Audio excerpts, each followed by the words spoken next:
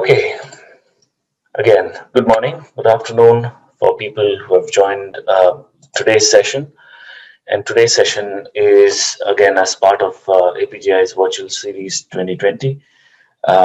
Today's session is pretty interesting because this is something which, as Jiman mentioned on the call some time ago, agile estimation is always a tricky one. So how do we estimate? Should we bring in certain things from waterfall, or how is there something new ways, new techniques that we need to estimate our work in agile ways of working?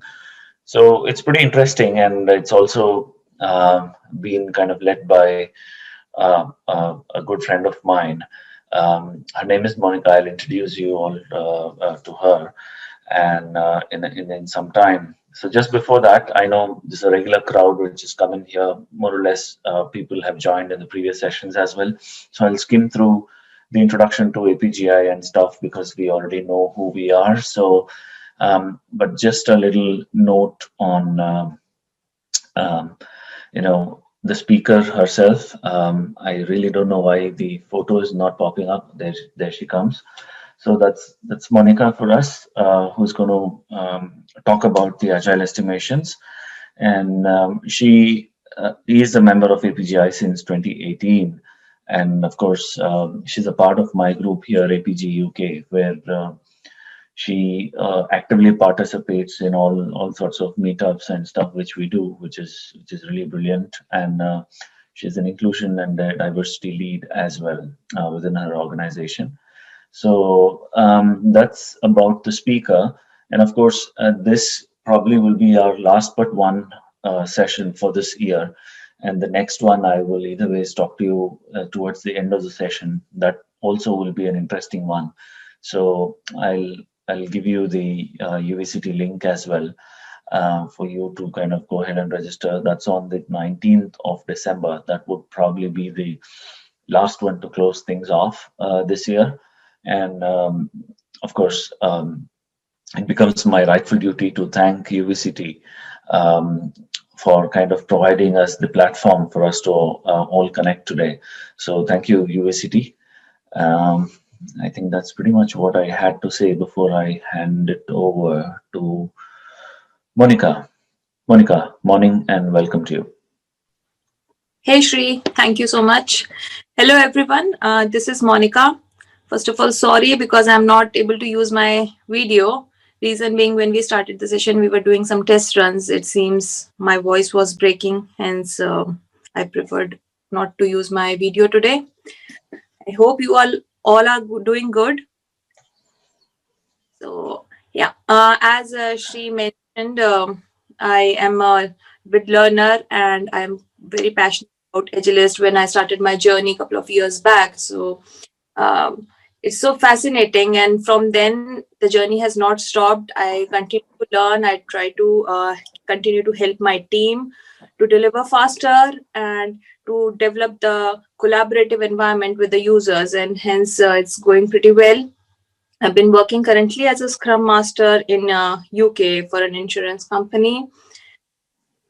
I am a people person, and hence I am helping to develop a very inclusive and diversified working environment where everyone feel liberated and is empowered to express their thoughts, which again in a way attributes to get agility, because when everyone feels empowered, you can be more collaborative and you can do things faster as a team.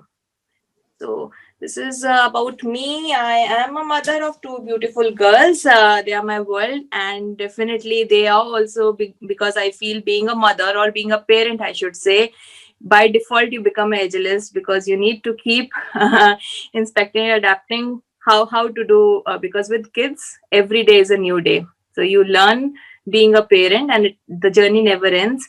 Similarly, being an agilist is more about mindset. Hence, the journey doesn't end. It always continues forever. So we'll start with today's session. This was pretty much about me, and I hope in today's session we will get a feel of how to do estimation in agile world, how it is different than the traditional approach, and Yeah, it's a tricky topic, but we will see. I hope I'll be able to answer some of your questions and we will learn today. And before diving in, thank you so much, Shri. Thank you to the Agile Amigo group and UVCity for giving me this wonderful opportunity to connect with you all and share my knowledge and learn with you. So we'll get started. Shri is helping me with slide coordination because again there was some technical glitch at my end, hence I am unable to share my screen. Thank you, Shri, for helping me out and sorting this problem. So Happy to. today's session is about agile estimation. Quite intense topic and tricky topic, but we'll see how it goes. And if there are any questions, Shri will be helping me with chat coordination. I request you all to put in your queries and questions on the chat. We will have a question answer round at the end as well. Meanwhile, if there will be some questions regarding the content, if she pops up, I'll try to answer while the session goes in. Okay, thank you. Next slide, please. Yeah. So, estimation. Have you guys all been doing estimation in your projects?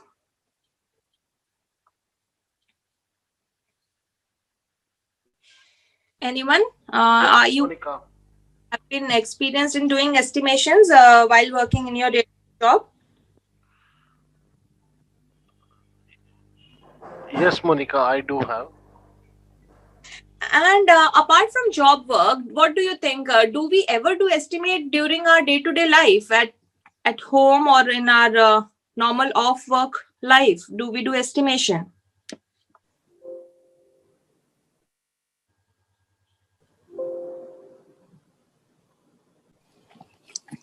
Yes, yes.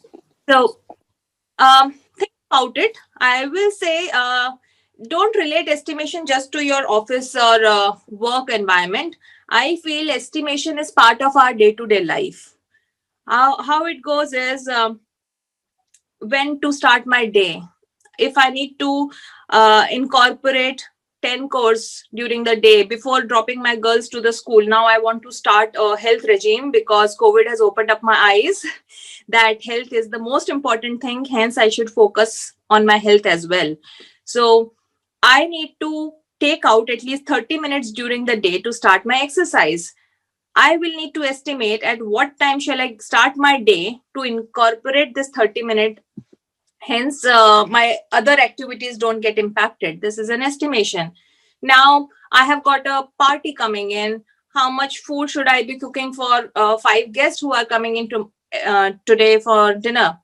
Because it's not the regular thing. Hence, I'll need to estimate the quantity of the food.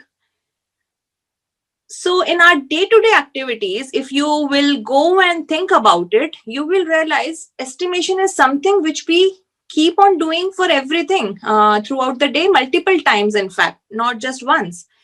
And if it is such a simple thing, and we had been doing it for so long, and in fact, every day, do you have any experience on wherein your estimation was 100% accurate and when you predicted something, it was always met your estimation?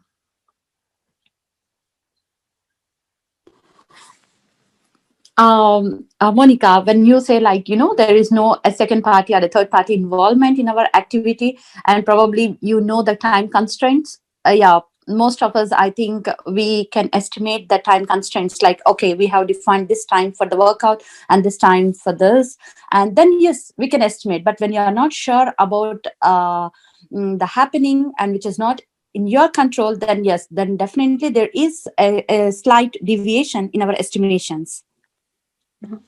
Thank you for your answer. So that's true. And when we when we see in our day-to-day office work, we definitely see that there are so many unknowns. Hence, it has been noticed, or the industry numbers do say that estimations are not so accurate traditionally. When you used to say it will be done in, say, the estimation used to be it will be done in 6 months project. This is a 6 months project. Trend have shown that it used to end up being more, or it never used to meet the estimation. And we will try to understand what the reasons were and how we can improve our estimation. So basically, if you see estimation, it's a the English translation or the meaning of this particular word is your opinion on someone or something. So the stress here is on your opinion. It is an individual opinion. So for you, if you want to fit in a 30-minute exercise regime in your day-to-day work, you might need to start your day at 7. But for me, I might need to start my day at 6, depending on what our other activities align for it. Hence, the activity is same to fit in 30-minute regime for your exercise, but our estimations to start our day might vary because your opinion will be different than my opinion. And that is the key here. We will try to understand this concept more on how this difference in the opinion impacts the estimation for the work in even in our office life and when we are doing the estimations for our project deliveries. Okay, next slide, please. So we spoke about how estimations will be evolving and how things have um, okay, how things have changed. So before diving into just the topic of estimation, let's try to understand how the management style has evolved over a period of time.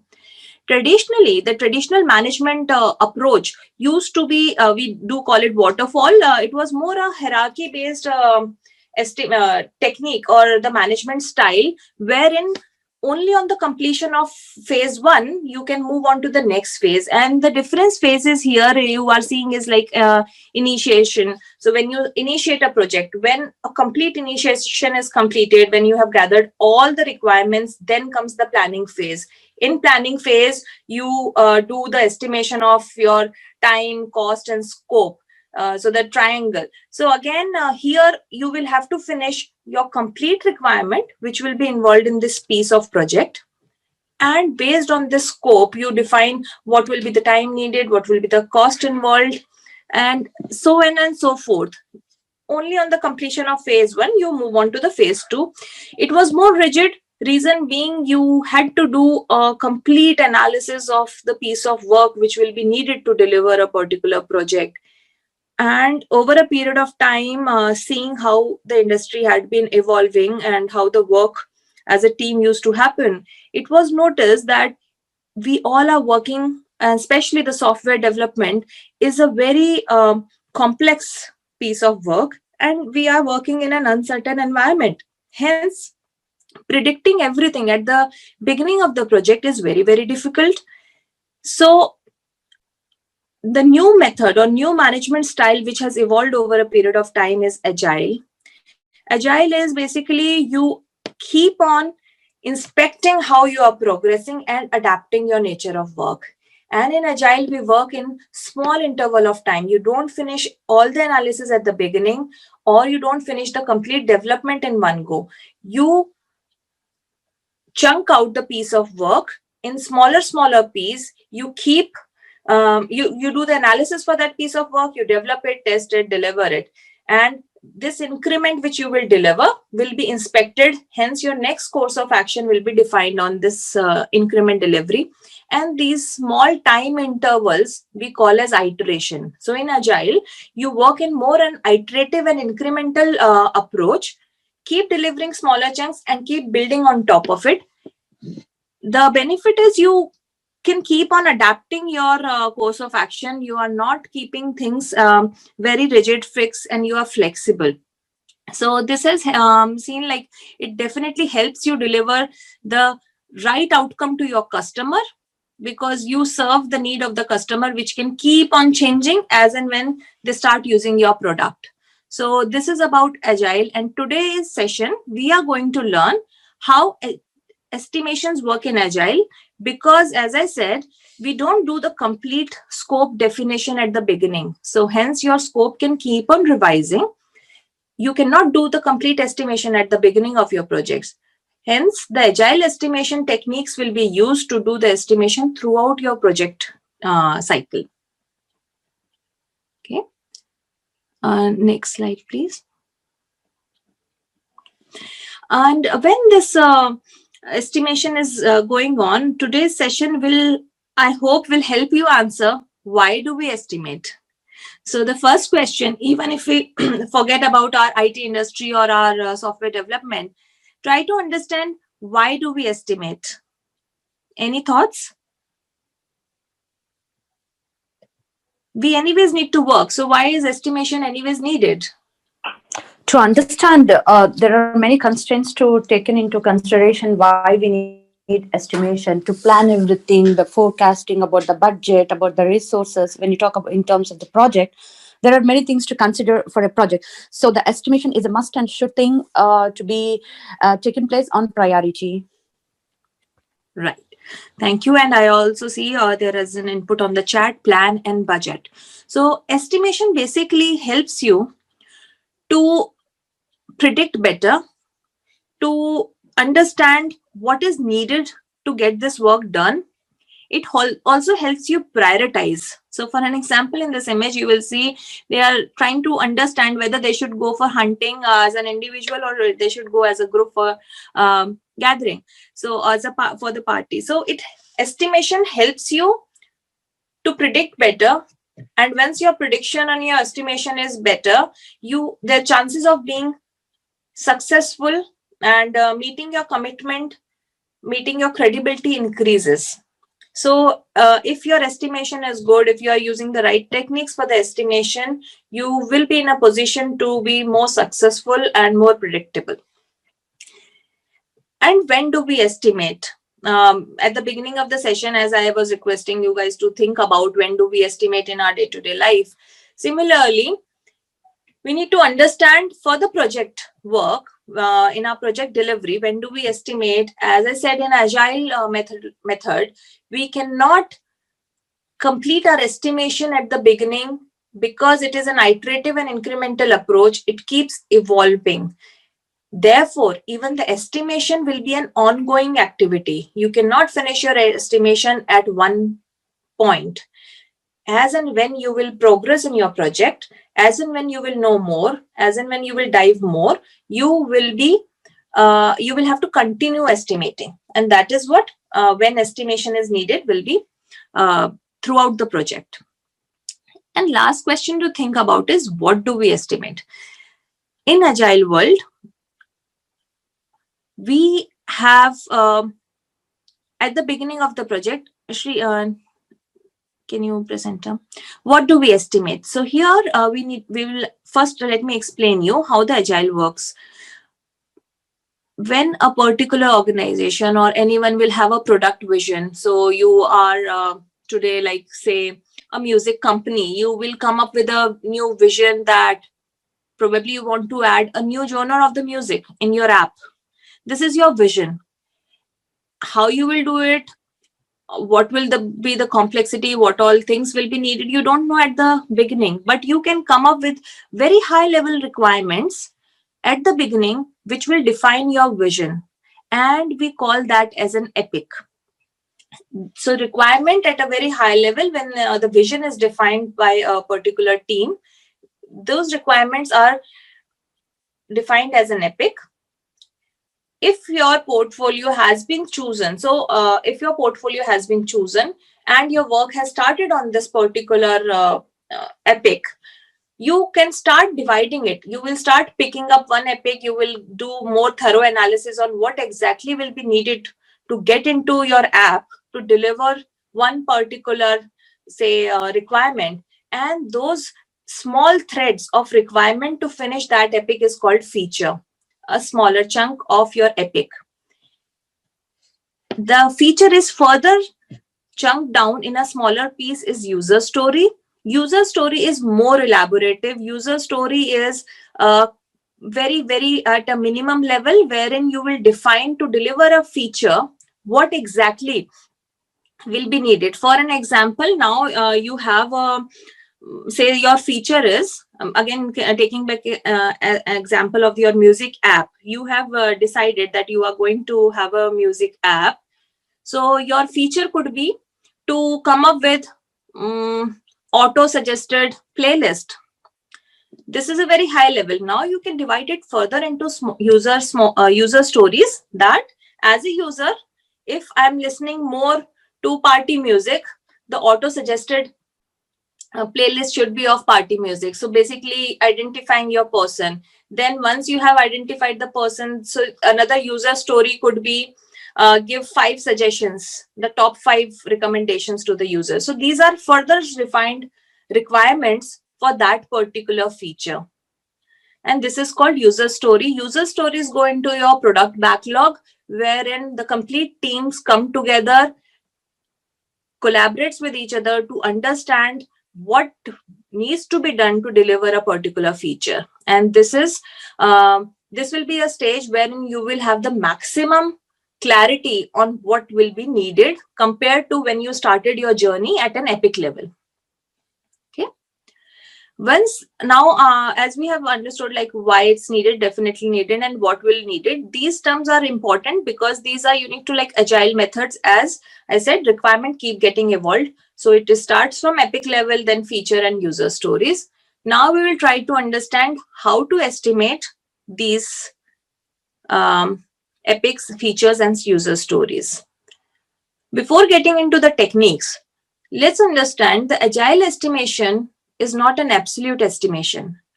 In traditional world, most of the project estimation used to be very precise in number of days, in number of hours, manpower.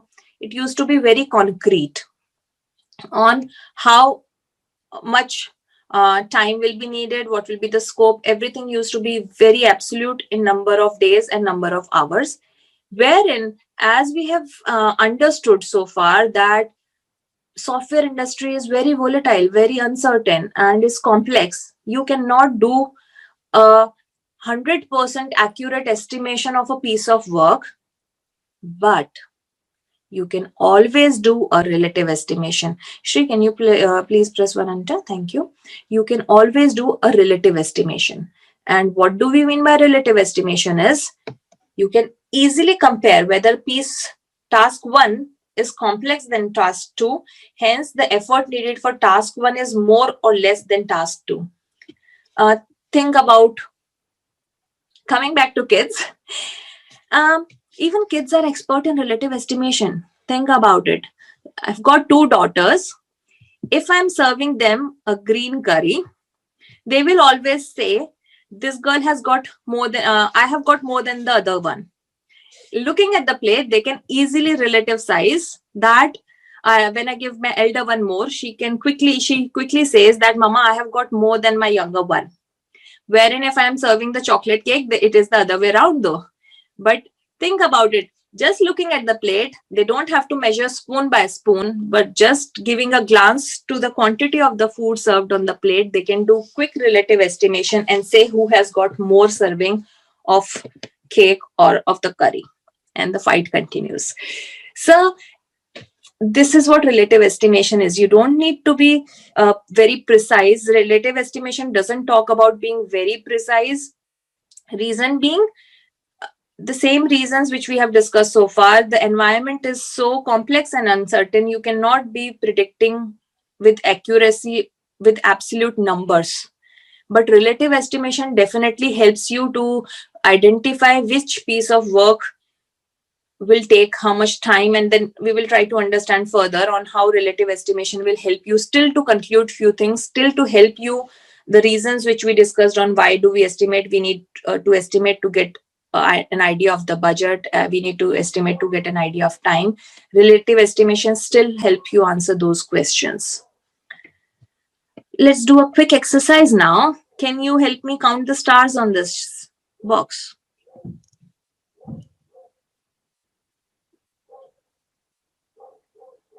Okay, Jairaj, yeah. And let's see a second picture.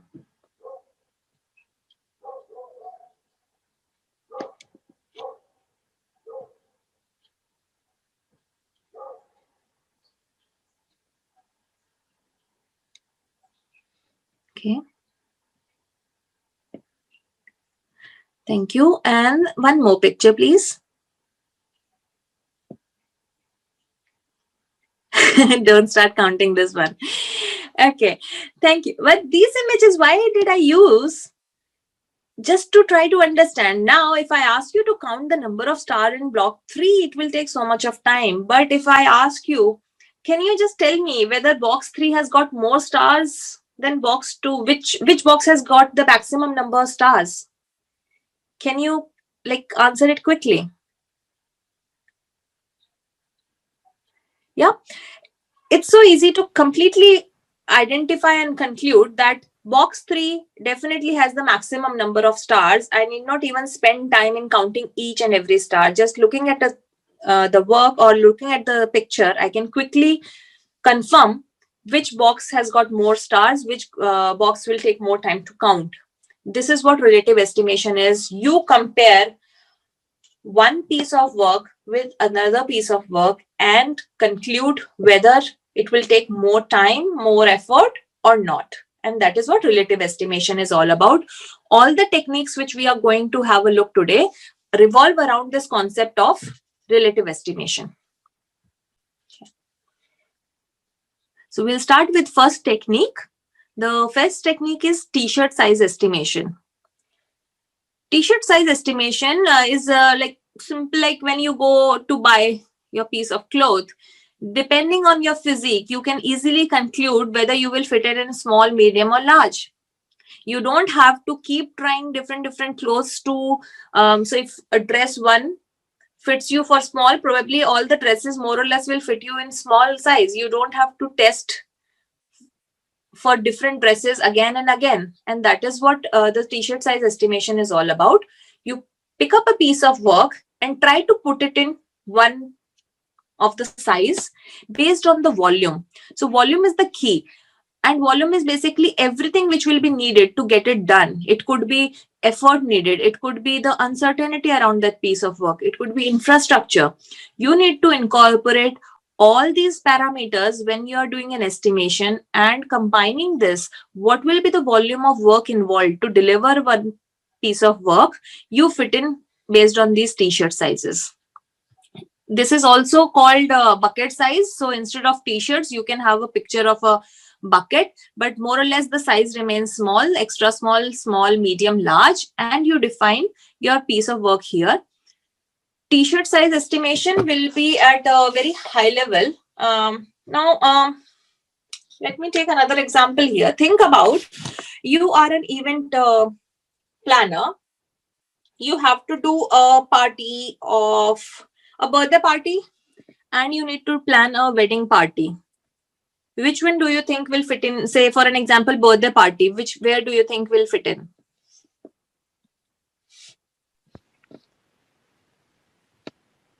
Small or extra small, I guess. And now, if you want to say a wedding party, Large. Extra large. Sorry, large.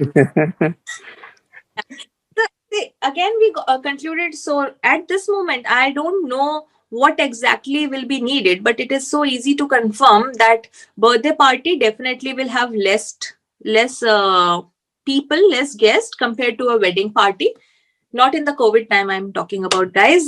In our old pre-COVID time, definitely wedding will have a huge gathering. So it will be a larger piece of work, more complex. Very easily, you can, within a few seconds, you can identify which bucket or which t-shirt it will fit in. Now, you don't need to restrict yourself with these bucket or t-shirt size. These are defined. You can be as creative as you want. You can use, like for an example, here I have used two images. One is they are putting it in type of animals. So you can have an elephant, or you can have a small cat there. Or you can use fruits. Compare it. So you do, just to make it funny. The main thing is, if fun is involved with your team, they will collaborate better and they will work better with each other. It has been proven with research and study. Hence, try to keep all your conversations with some fun element to it. Surprise your team. So instead of, if you want to do estimation, say for your project next week, don't go with t-shirt sizes. Come up with fruits. It will add humor to your session as well. Don't restrict yourself even with these three ideas. Be as creative as you want, and maybe if you have got some creative ideas, do share with us as well. We can experiment with our teams too. Cool. So this is t-shirt size estimation. Now we will see our next estimation technique, which is affinity estimation technique.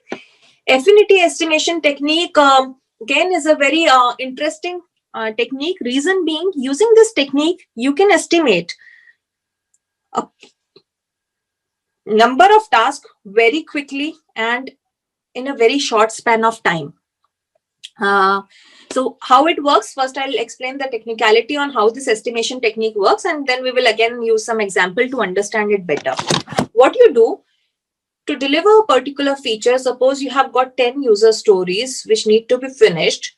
You lie them on a table in a form of card, identify whatever is your smallest story, put it on one corner of the table, or like put it in one side, and the largest piece of work on the right side.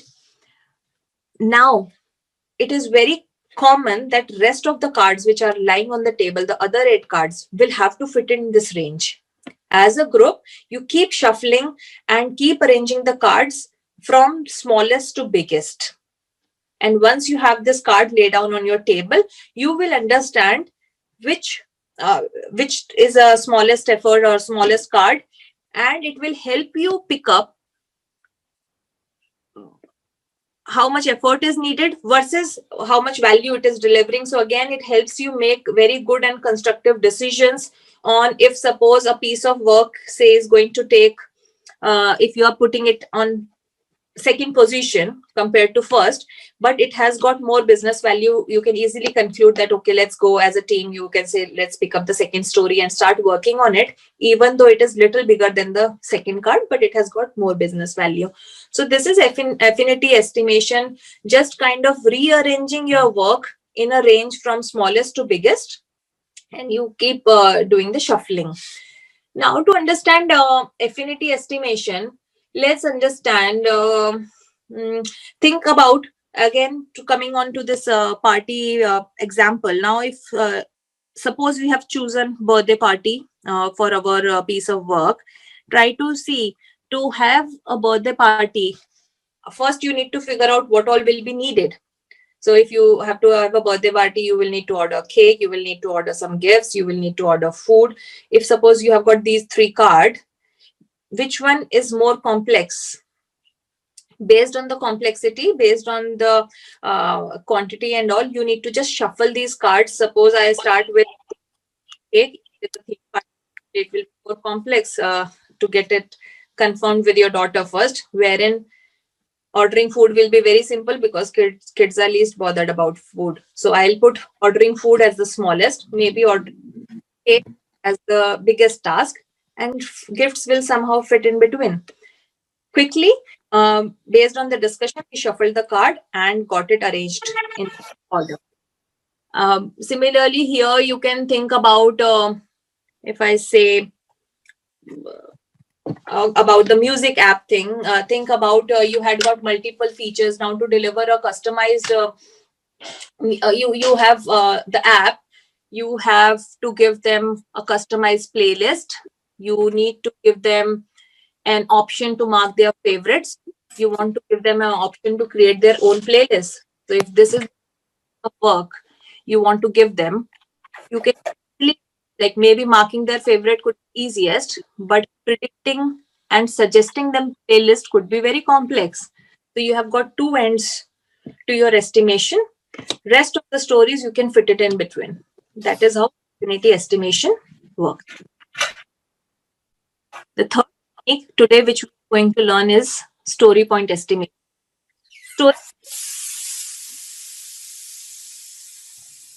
Sorry, Monika. Why? Monika, your voice is breaking. I don't know if the others also have the same issue.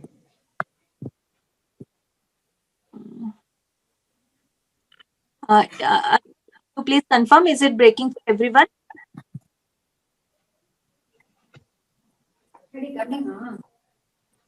Yes, Monika, it's breaking. Yeah, it is breaking. Voice is Yes, breaking. it's yeah. There's a breakage in the voice.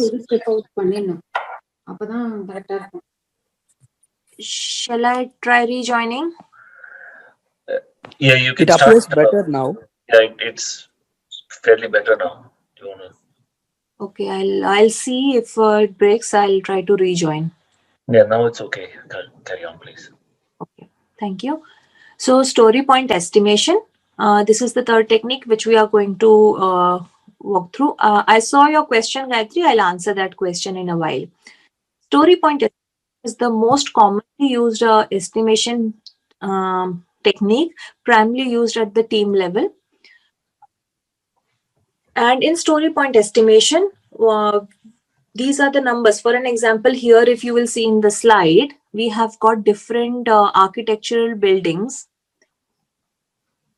We are estimating if I want to have the shroud compared to my own house, I know definitely the effort needed or the complexity for shroud would have been much, much higher than to just build my own house. So, in story point estimation, what you do is more put in an absolute number to it. What we have seen in other two techniques, there were not numbers involved. It was still relative, but again, compared to each other, there were no concrete numbers here. But in story point estimation, we do try to put in some number which will help us to do better estimation. And I'll explain you at what point we use story estimation. So it will help you understand how you can drive with these numbers. In story point estimation, it's more absolute, it is still relative. Here you give a number compared to a piece of work what you would have already done. So for an example, if I'm numbering my house as 1, I'll say London Eye is definitely bigger but less than Shroud, so it will lie in between, and hence 1, 13 and 40 are the numbers you can put in. Here you will see, for story point estimation, we don't use a regular number series. So we don't go by 1, 2, 3, the linear number. We don't go by that. We use a series called Fibonacci series. And the Fibonacci series is an interesting series. And how it works is the sum of preceding two numbers will make the following number. So it is like 1, 2, 3, and then 2 plus 3 will make 5. So it goes like 1, 2, 3, 5, so on and so forth, and goes till infinity. And the Fibonacci series is a very interesting series. Reason being, what it tries to explain you, as the uncertainty grows, as the complexity of the work grows, the difference between the two number also grows. That is, if you have got say a piece of story numbered as 5, wherein London Eye is numbered as 13, you can easily say that building a London Eye is much, much complex than building a GLA building. Wherein, if you would have gone for a linear, and if you are numbering something as say 5 and 6, it is very difficult to get a idea of the complexity and the uncertainty needed in these two pieces of work.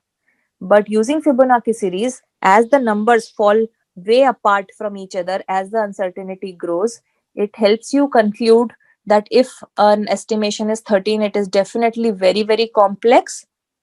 It can guide the team that if it is too big of a number, it means you don't know anything about it. Recommendation would be to cut it down, to dive further into it, to cut it down in smaller chunks, such that the estimation is small number, and the small number impact indicates that your team knows about what will be needed to get it done.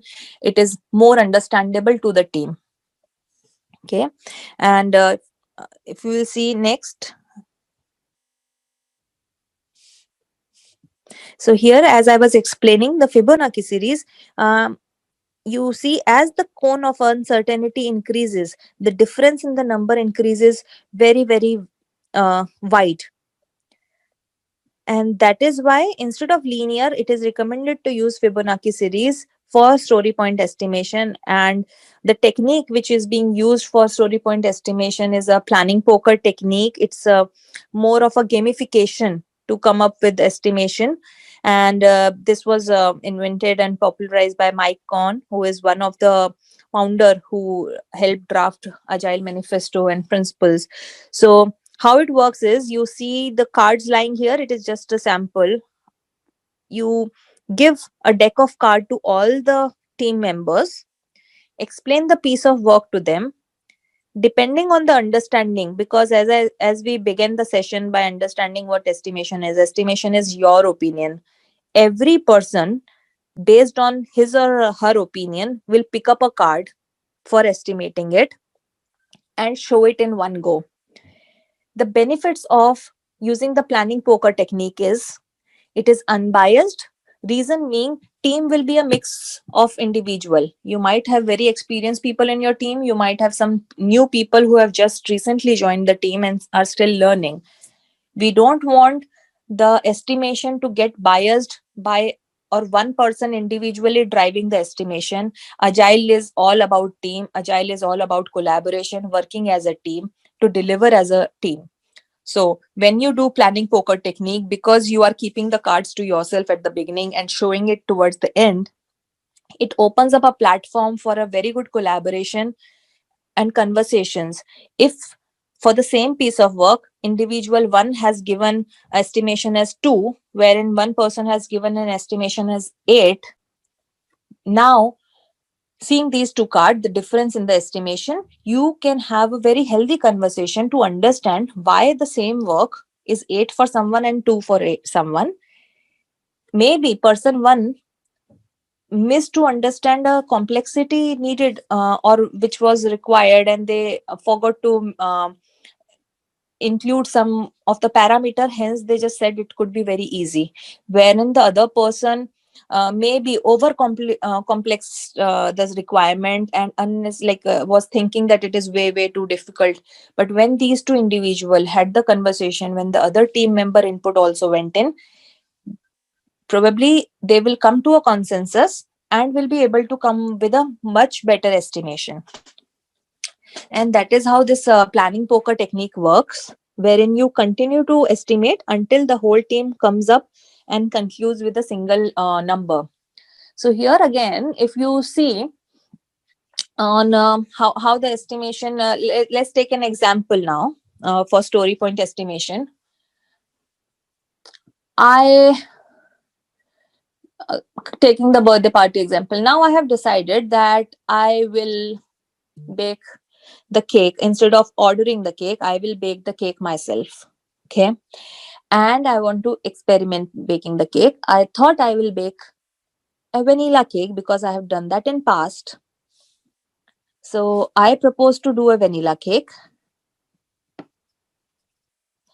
But later my daughter said, no, you need to do a customized cake. And after 3 days, she comes up and she says it has to be customized, but it has to be a 3-tier cake. Now, in case, imagine I had to do, say, all the 3 type of cakes, and I ask you to estimate if vanilla is, say, 2 points, what do you think doing a 3-tier customized cake will be?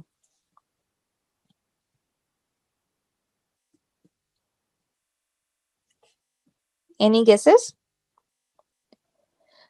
Okay. So doing a customized 3-tier cake definitely will be much more complex and uncertain than vanilla cake. So it will be definitely more than 2.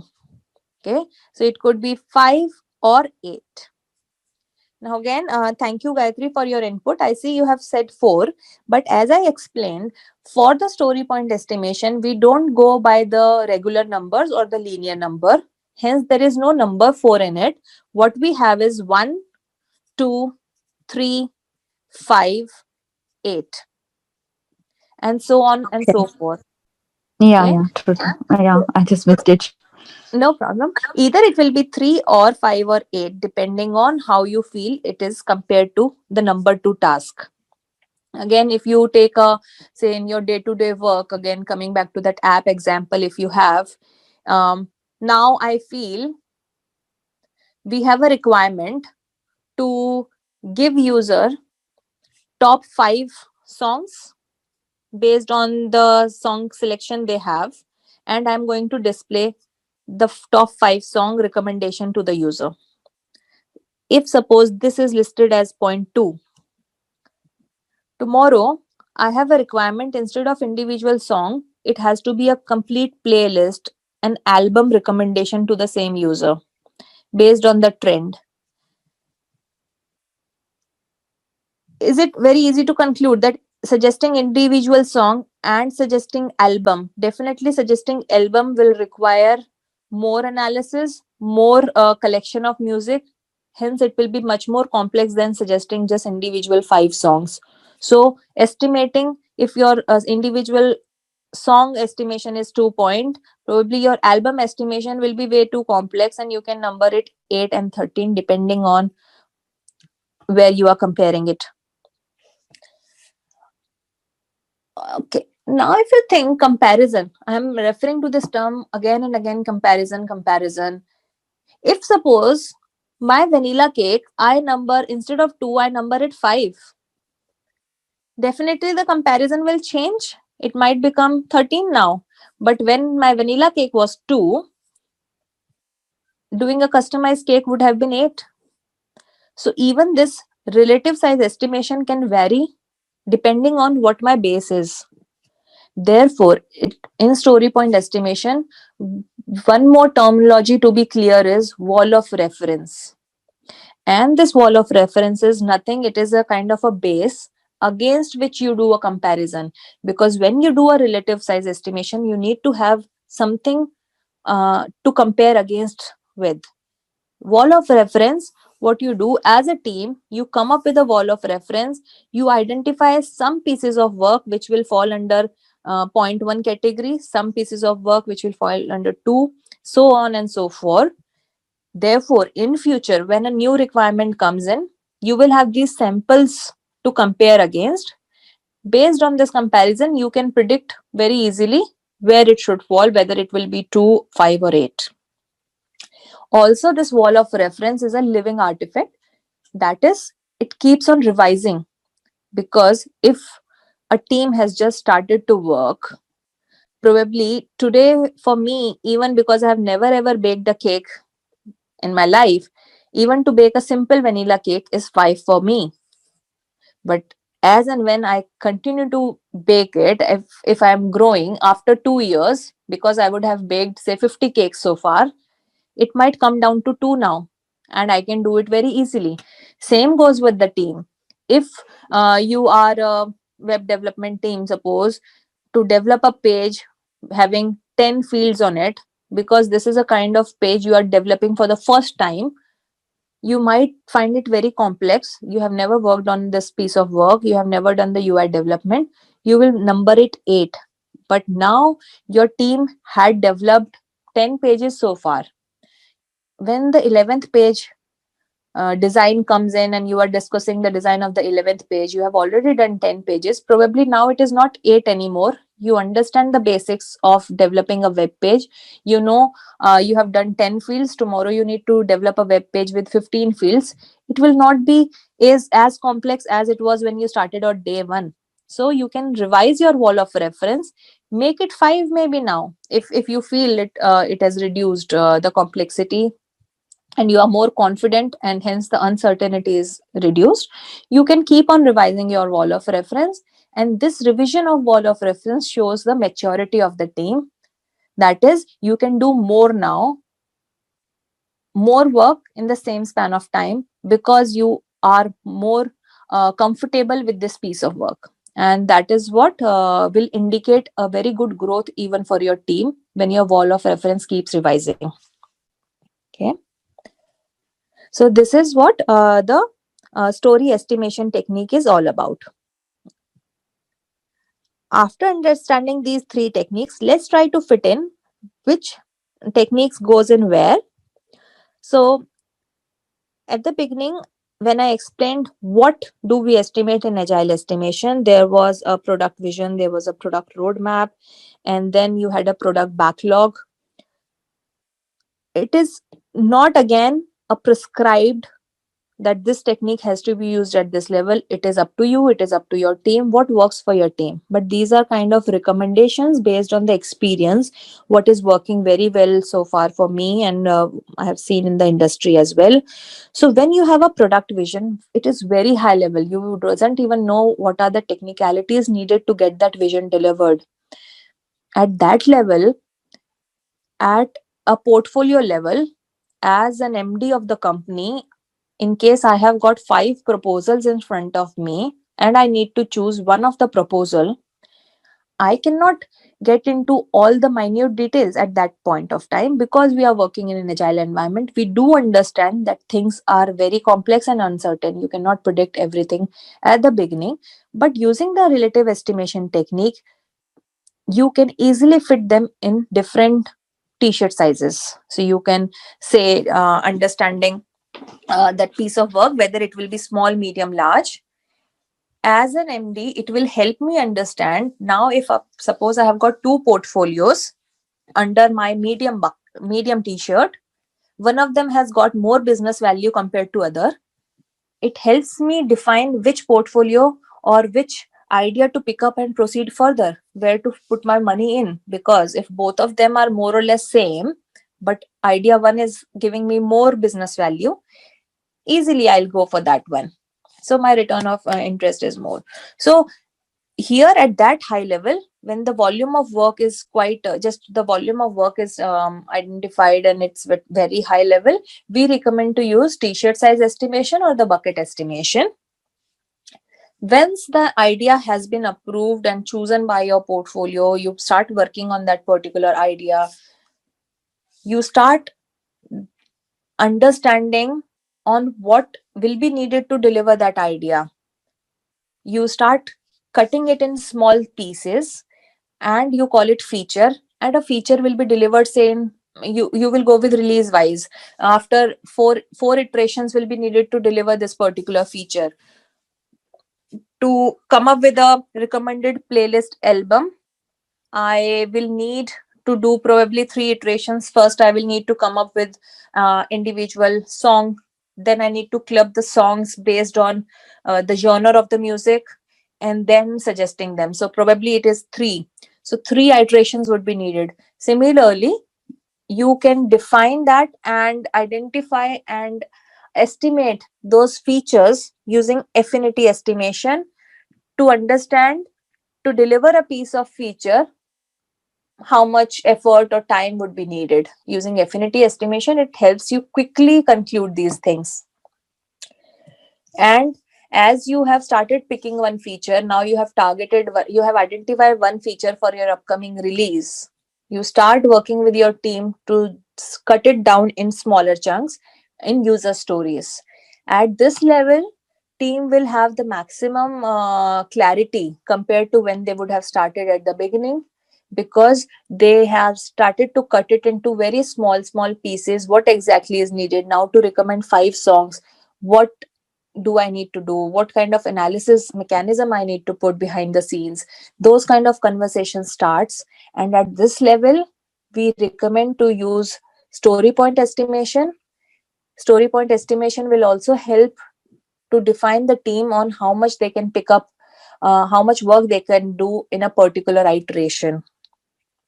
And further, as Agile is all about collaboration, coordinating with your team, it's recommended to have a daily planning as well, such that to achieve a particular iteration, an increment in a particular iteration, there is a goal defined. You collaborate with your team on daily basis to understand what is needed in a day to achieve that particular increment in a defined time. And that is how this estimation, different techniques could be used at different level in your project throughout the execution of your product delivery. Okay, so again, I would like to reiterate, these are not have to be used. You can use t-shirt size estimation even at your story development time. It is up to you what works for you, what works for your team. But these are the high level recommendations which I will say works very well so far for the team.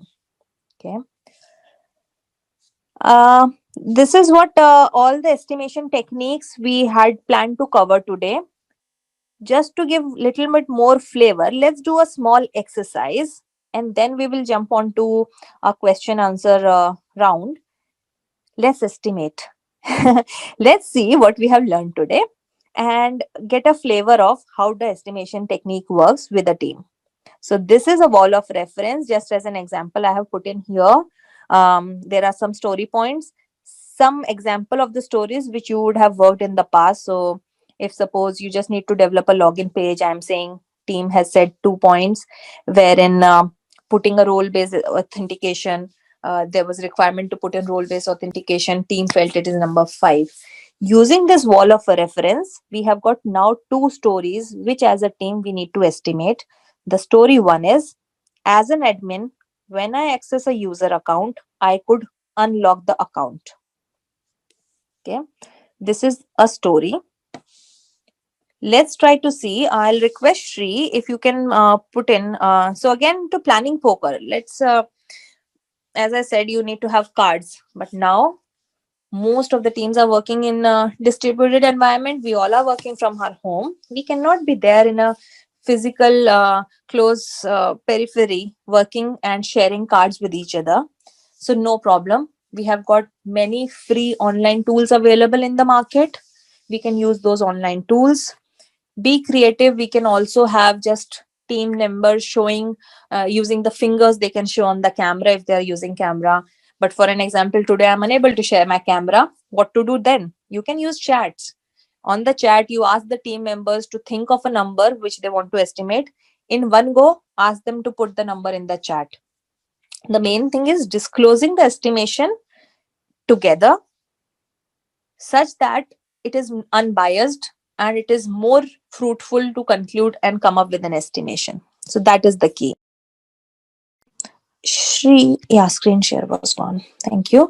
So Shri has put in a link in there. I will request all of you to click on this link, create your profile, and let's see how the estimation works. So the story number 1, which we are going to estimate is, as an admin, when I access a user account, I could unlock. So creating a profile is just putting your initials there. So you don't have to do anything else. Just put your initials there. And for the user story which was mentioned or read out by Monika, you are estimating based on planning poker technique, which she took us through today. Monika, you're going to see the results because you're the admin of the planning poker. Yeah. Okay. Yes, Sri, thank you. So now I see people have joined in. I request you guys to choose your card. You see here again a Fibonacci series cards are placed. So imagine these are your physical card. Choose one of the card which you feel you want to estimate the story with. I see a response from Savi. Request all of you to just choose a card for estimation.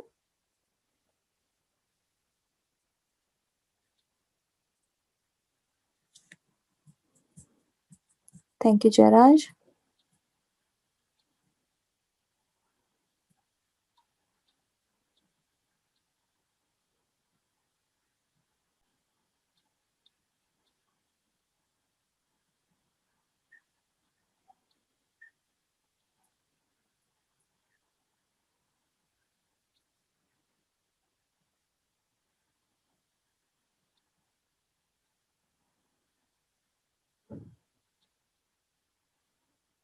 Okay, so let's I'll just show the cards. So what we have got is Jairaj has got number 13. We have got Rajendra with number 5, GM and VA with 3, and 2 number with number 2. Hence it shows that we have got a huge difference. Savi and Satish Kumar have predicted number 2, whereas Jairaj has got card 13. Let's see why, Jairaj, you feel it is 13.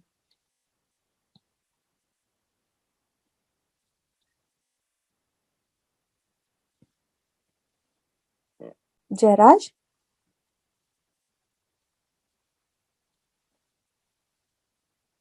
Hello?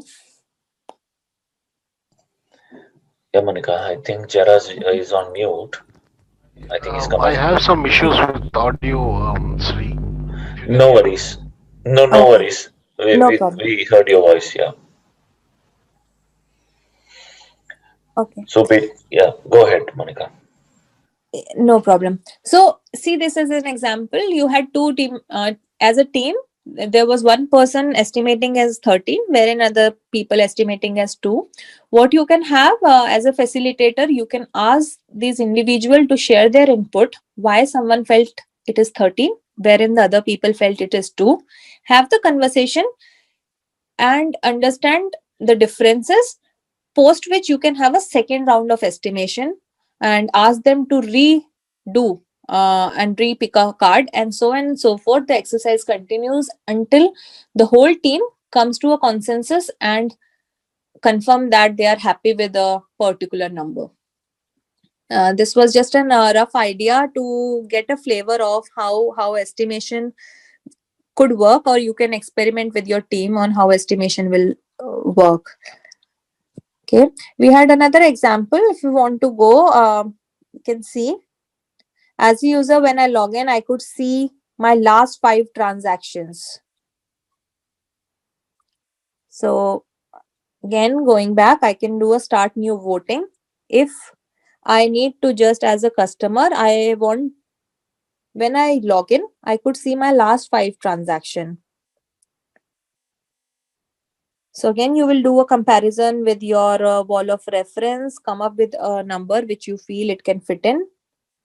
At this stage, team tries to ask as many questions as they want to understand the story in depth, so they understand what the uncertainty or complexities involved in this piece of work. Okay. So yeah, I just wanted to use this planning poker game to give a flavor of how exactly it can work in your day-to-day life when you are doing an estimation with your team. Okay.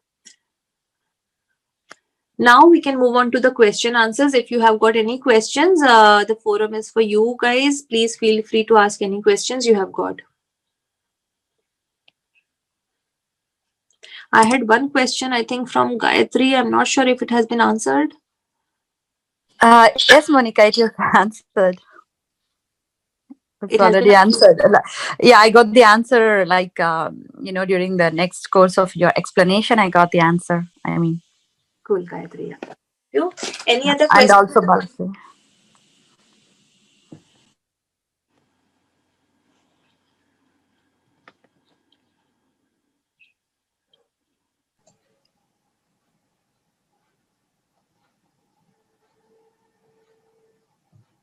I also have another question, Monica.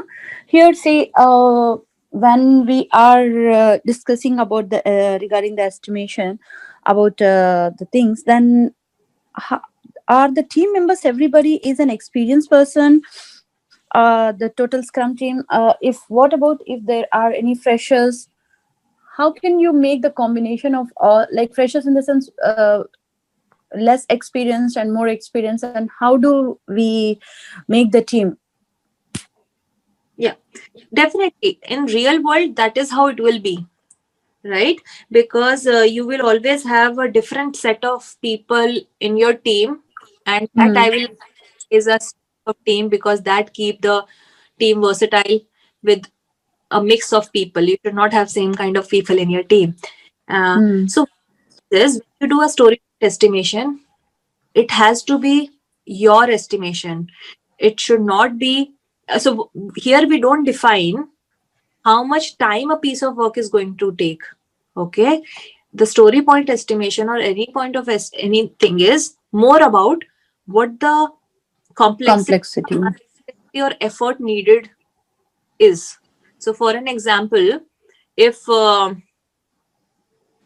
say you want to travel from point A to point B, okay, one person is traveling and if it is say 100 kilometers, if you are on a car you might take say 10 minutes, wherein by walk it will take 100 minutes.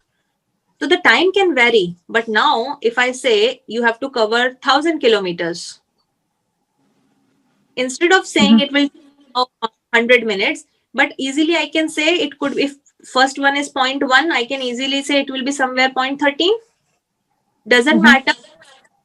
takes 1000 minutes to do it, or someone else is taking 100 minutes.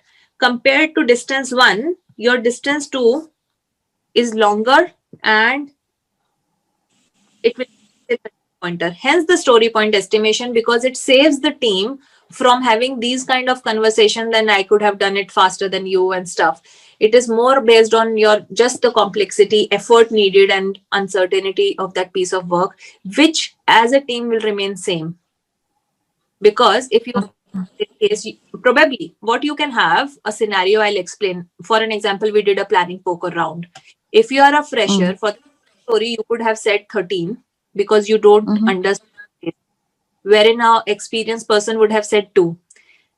Very good conversation happen at this place, wherein this experienced person can share his or her knowledge to this new person to explain the complexity, reduce the complexity, therefore bringing this new person also at a new level of better understanding, and then they can conclude as a group what the estimation would be.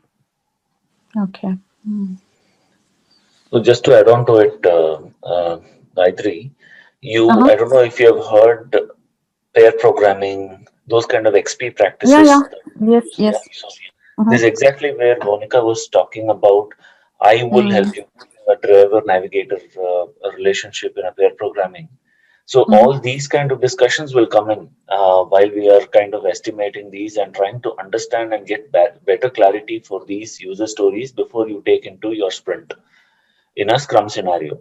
So that is where people will understand, oh, okay, so you are there to help me, so I don't need to code 13, I can still manage with 8. So likewise, but what matters, as I typed in chat as a response to your question, as a team, we have to go with one number. So even if there are two people having two different opinions, bring it out. Difference of opinions have to be sorted, brainstorm, and bring all these experiences, XP practices into place. And it can be vice versa also. It can be from 5 to 13 because the dependency is on somebody else's team, which means their time is important for you to complete your story. So all these discussions will happen, and then you decide on one number and you progress ahead. So, what is the role of the Scrum Master at this point of time? Like, we need to give a room for their discussion, or if say Absolutely. suppose, yeah. The leader's position or a servant leader's position in terms of Scrum Master is basically to facilitate these discussions, and it is equally a responsible role for a product owner to be here. It is not just about Scrum Master in estimation technique, estimation time, because there are chances that the discussions will go around the product functionality itself, not just about how we do it, what we do, on the product feature functionality itself, how the functionality is, what should it actually do when it goes out to the market. So their Scrum Master cannot really help. So that is where a product owner also will be required in these sessions. And then basically to get the conversations going is the important thing for a Scrum Master, and keep it time boxed. You can't just keep talking and talking, because if you're bringing that in your sprint planning meeting, it cannot go beyond 8 hours for 4 week sprint, right? So all these things come into picture. Okay. Yeah. Thank you, Balaji. Thank you, Monika. Do you have any other question from the participants? Monica, just a quick one from me, to be honest. So I just wanted to know from others, not myself, when normally they do this story pointing, at which time of the sprint. Because, for example, my team, we normally do it to the backlog refinement sessions or during the backlog refinement sessions. So I just wanted to check if there is any other kind of recommendations or suggestions how it works for others, if they found anything better than that. Does that make sense? Yeah. Absolutely. So yes, basically it will be done at your sprint planning meeting, Iman. And you can now, it depends on the team. If you don't want to do sprint planning, you want to have little bit of for an advance kind of dive into your story, that is your backlog refinement. So backlog refinement before your sprint planning, such that when you join as a team during your sprint planning, you already would have done your estimation. So it depends on what works best for your team, I will say. What I have been practicing in my team is, um, because team is mature enough now, we have been working on a product development from almost 1.5 year now. The same set of people more or less are intact. Even when my product owner BAs, and we will have 3 amigo sessions, and high level story point has been put in that place, even though it is not the whole team input yet, just to get more clarity on what is needed. We are still using, so instead of affinity estimation, we still use story point estimation at that level, at feature level. And it is working so far so good for our team. But others, is there any thought on it, or are you guys practicing anything else?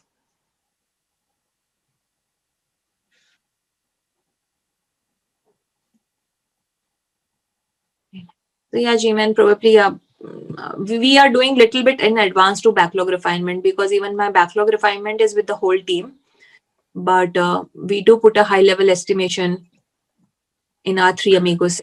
Yeah, I understand this, but what I sometimes find it difficult, because you kind of put the digit already there for that feature, and when a team sees that digit already there, they kind of follow it rather than thinking themselves. And because they are the people who are doing the who are doing the work, not the BAs or not the product owner.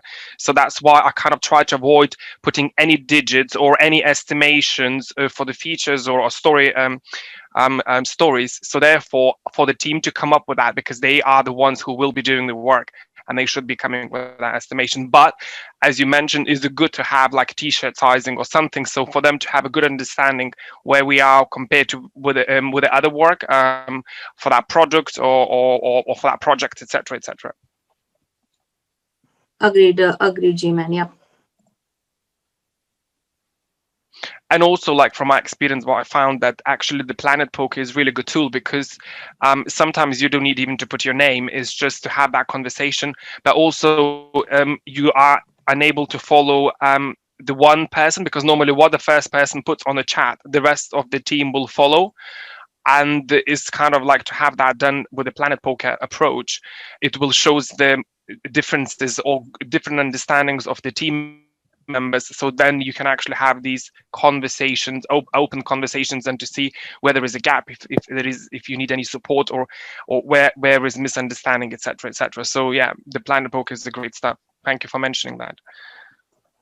Completely agree. I will also recommend, if your team is new, if the team members have still not, like they are getting to know each other, better to use planning poker. It helps coming up with unbiased and more collaborative platform for the team. But as team matures, for an example, if I take my team example, they have been working for almost 1 year. So now they have, they're quite collaborative with each other. They are more empowered. They are not scared of each other. So they can have very healthy and fruitful conversation. So eventually, over a period of time, in last couple of months, we have moved on to this chat number thing, because pretty evident, still people feel confident that they can put in another number on the chat, so they are not biased anymore. It depends on how your team is structured, I feel. Yeah, sure. Yeah. Okay. Do we have any more questions?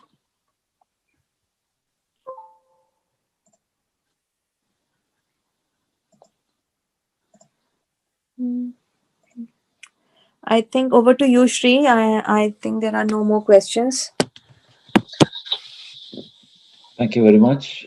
So it definitely was at least for me, it was really an interesting session. For you have covered a lot of techniques, which whenever we talk about agile estimations, many people default it to planning poker, but planning poker is just one of the techniques which has come from very old wideband Delphi technique, a project management technique which we used to use back in the days to estimate our work.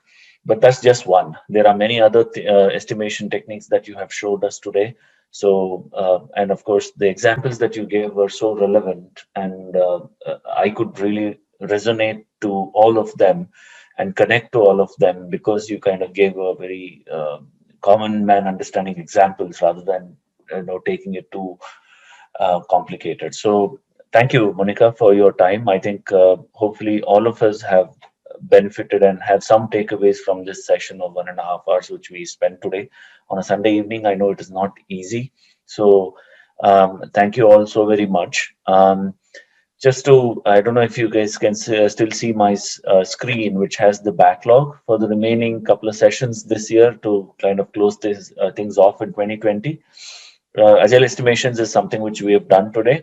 And I personally do my own sessions on Agile Amigo side of things. That's on December 5th, which is Introduction to Agile. If people on call, whoever has any kind of refresher they need on Agile, or if your colleagues are new to Agile and they want to understand what's going on, so please ask them to go to UVCity and watch out for my session on 5th of December.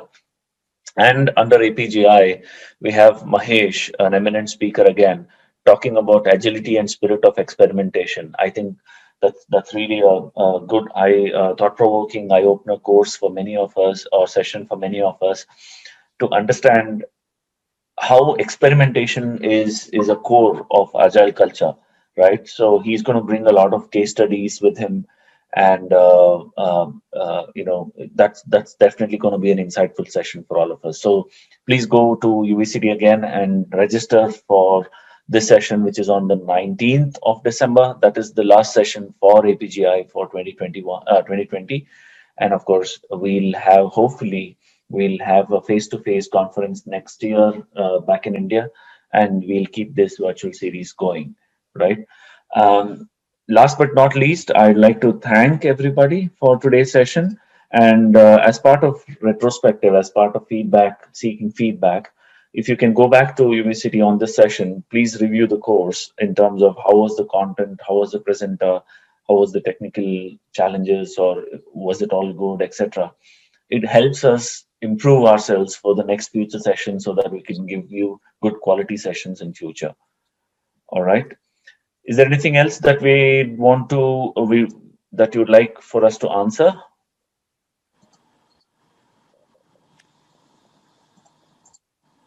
No.